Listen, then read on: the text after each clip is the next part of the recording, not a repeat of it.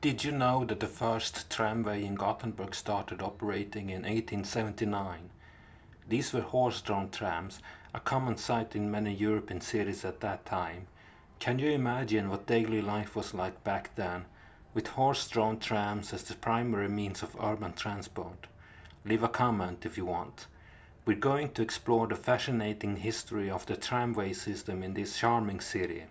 From its humble beginnings to its current state, we'll take a journey through time and learn all about the evolution of public transportation in Gothenburg. But what was the main reason for building the first tramway in Gothenburg? Was it to reduce traffic congestion, improve air quality, or provide a reliable mode of transportation? The first tramway in Gothenburg was built in 1879. Can you imagine what it was like back then?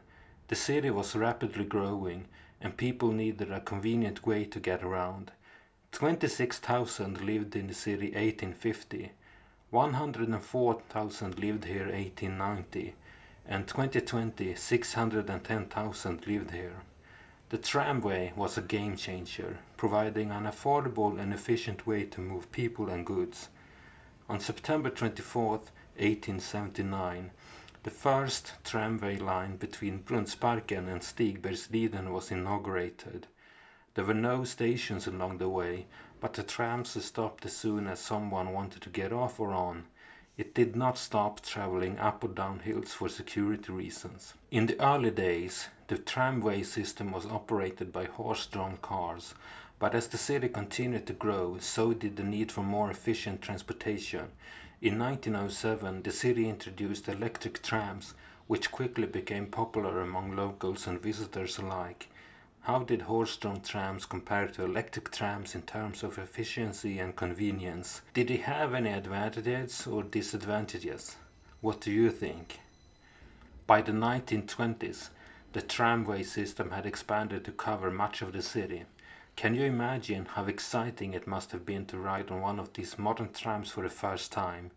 Did you know that Gothenburg's tramway network was one of the largest in Europe during the 1950s?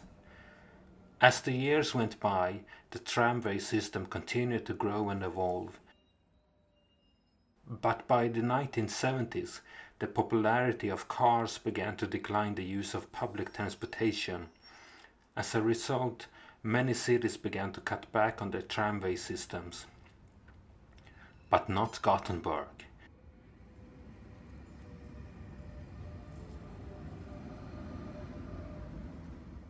In 1994, the city decided to invest in modernizing its tramway network and has continued to do so. Today, Gothenburg's tramway system is one of the most efficient and environmentally friendly in Europe.